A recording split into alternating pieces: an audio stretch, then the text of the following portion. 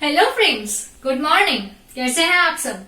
मैं अंजलि आपके सामने वाइटरे टाइम्स वेब पोर्टल में आप सबका स्वागत करती हूँ। आज मैं आपके सामने लेके आई हूँ जनरल नॉलेज की एक क्लास, जिसमें हम बात करेंगे आज अर्थ फॉर्मेशन की। हमने देखा है हम जहाँ रहते हैं, हमारी पृथ्वी, हम बहुत उत्सुकता होती होगी हमारे अंदर कि कैसे हम उसके बारे में जाने, कैसे उसकी उत्पत्ति हुई, कैसे लोग थे वहां पे, कैसे वो डे बाय डे उसमें चेंजेस है। तो आज हम वही देखेंगे। कई लोगों ने इसके बारे में अपनी अपनी थ्योरीज दी हैं, लेकिन जो सबसे सेटिस्फाइड थ्योरी मानी गई है वो है विग्नर द्वारा, जिन्होंने बताया है कि अर्थ की, पृथ्वी की जो संरचना है वो प्लेटों द्वारा हुई है। मतलब अर्थ के सरफेस के अंदर बहुत सारी प्लेट्स हैं जो कि मूवमेंट करती हैं, इसके द्वारा ही अर्थ का फॉर्मेशन हुआ है। तो आइए हम एक छोटा सा ब्रीफ इंट्रोडक्शन देखते हैं कि किस तरह प्लेट्स फॉर्मेशन के जरिए अर्थ का फॉर्मेशन हुआ। तो सबसे पहले उन्होंने जो बात कही थी, उन्होंने कहा था कि ये जो पृथ्वी थी वो एक बहुत बड़ा भूभाग था जो कि चारों तरफ महासागर से घिरी हुई थी। तो इस भूभाग को उन्होंने नाम दिया था पेंजिया। क्या नाम दिया था? पेंजिया। और जो महासागर बहुत बड़ा उसके चारों तरफ था उसको उनने पेंथलासा बोला था। तो पेंजिया क्या था? एक भूभाग था जो कि चारों तरफ पानी से घिरा हुआ था।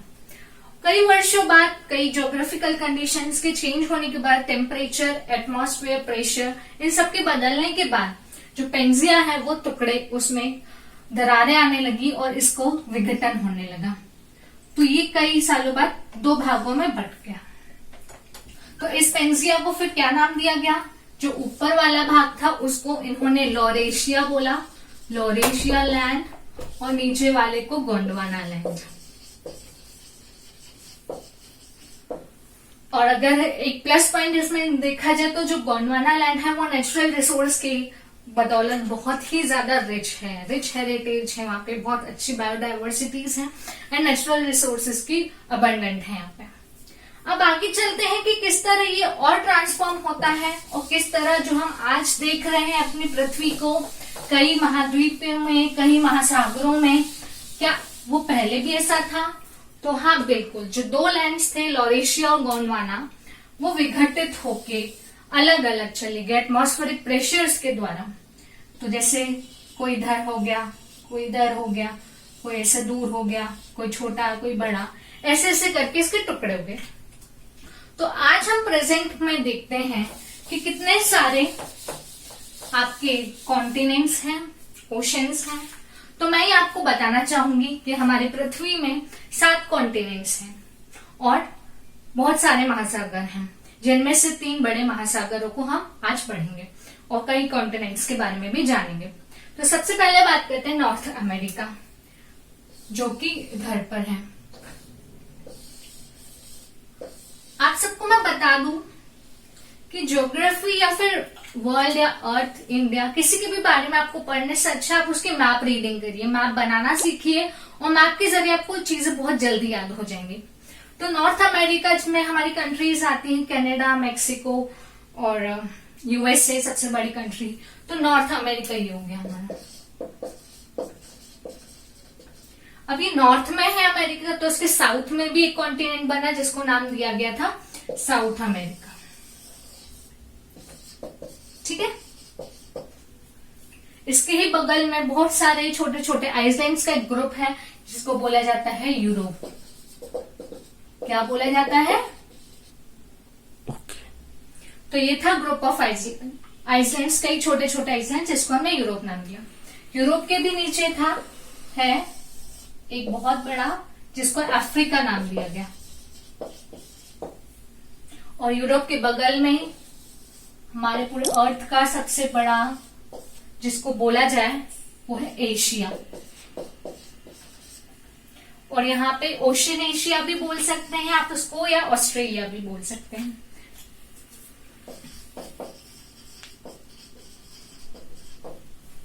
अब मैं आपको एरिया वाइज बता देती हूँ, पहला कौन सा है, दूसरा कौन सा है। तो सबसे बड़ा जो है वो है एशिया। आप देख रहे हैं डायग्राम में जो मैंने बनाया, एशिया सबसे एरिया वाइज सबसे फर्स्ट नंबर पर। तो फर्स्ट ये है। फिर यहां से हम ऐसे आते हैं, अफ्रीका सेकेंड नंबर पे है, अफ्रीका सेकेंड नंबर। और यहां से फिर हम इधर जाते हैं, आपको याद करने में भी बहुत आसानी होगी, ऐसे करके इधर फिर इधर। नॉर्थ अमेरिका थर्ड नंबर पे, first Asia area wise, second Africa, third north America. फिर यहां से हम नीचे चलते हैं, साउथ अमेरिका, ठीक है। फिर यहां से हम डायरेक्ट आ जाते हैं यहाँ। मैं आपको बताना भूल गई, यहाँ पे जो हमारा पोल्स है उसके पास में बर्फ का बहुत बड़ा इलाका है जिसको एंटार्क्टिका नाम दिया गया। क्या नाम दिया गया है? एंटार्क्टिका। वो भी बहुत बड़ा एरिया है, इसलिए 5th नंबर पे उसको हमने रखा। ये 4th हो गया साउथ अमेरिका, ये 5th, और 6th नंबर पे कौन सा आ जाएगा आपका? यूरोप, जो दिखने में भले ही छोटा है लेकिन अंटार्कटिका के बाद इसका नंबर आता है। तो ये 6th नंबर हो गया Europe. And after this is Australia. Australia और ओशन एशिया भी इसको बोल सकते हैं, जिसमें न्यूजीलैंड, ऑस्ट्रेलिया और छोटे छोटे आइसलैंड्स इसमें सम्मिलित होते हैं। अब मैं आपको बता देती हूँ किसमें कितनी कंट्रीज हैं। बहुत सारी कंट्रीज हैं, जैसे हम एशिया एरिया वाइज बहुत बड़ा है, तो इसमें 48 कंट्रीज हैं। एक सेकेंड, एशिया बड़ा है तो इसमें 48 कंट्रीज हैं, ठीक है। एशिया के बाद आता है आपका अफ्रीका, तो अफ्रीका में हमारी 54 कंट्रीज हैं प्रेजेंट डे के हिसाब से। फिर अफ्रीका के बाद हम बात करें नॉर्थ अमेरिका, तो इधर पे 23 कंट्रीज हैं। कितनी? 23। और साउथ अमेरिका की बात करें तो यहाँ पे 12 कंट्रीज हैं। फिर साउथ अमेरिका के बाद हमारा नंबर आता है अंटार्कटिका, जहाँ पे कोई सिर्फ बर्फ ही है, वहां कोई रहता नहीं है, इसलिए यहाँ पे कंट्रीज नहीं है। इसके बाद हम यूरोप में हमारे 45 कंट्रीज हैं प्रेजेंट डे में। और लास्टली हमारा आता है ऑस्ट्रेलिया, जहाँ पे जो कि एरिया वाइज सबसे छोटा कॉन्टिनेंट है, तो यहाँ पे जो नंबर ऑफ कंट्रीज है वो भी सबसे कम है, तो यहाँ पे 7 कंट्रीज हैं, ठीक है। तो ये तो था एक ब्रीफ आपका डिस्क्रिप्शन कॉन्टिनेंट्स के बारे में। अगर हम बात करें ओशंस मतलब बड़े बड़े महासागर, तो 3 महासागरों को हम देखते हैं, Pacific ocean, Atlantic ocean and Indian ocean. तो पैसिफिक ओशन जो है वो नॉर्थ अमेरिका और साउथ अमेरिका के इस साइड पे, लेफ्ट हैंड साइड पे। तो ये है नॉर्थ पैसिफिक, साउथ अमेरिका के पास है साउथ पैसिफिक,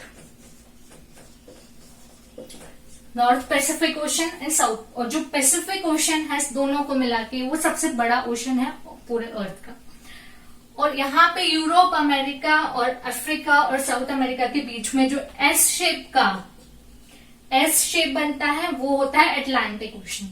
तो यह हो गया नॉर्थ अटलांटिक और ये साउथ अटलांटिक, ये अटलांटिक ओशन है, ठीक है। ये पूरा नॉर्थ पोल से लेके साउथ पोल तक इसका वास्ट एरिया है। और लास्टली है आपका इंडियन ओशन, जो कि हमारे इंडियन की सब कॉन्टिनेंट है उसकी बॉर्डर से लगा हुआ है।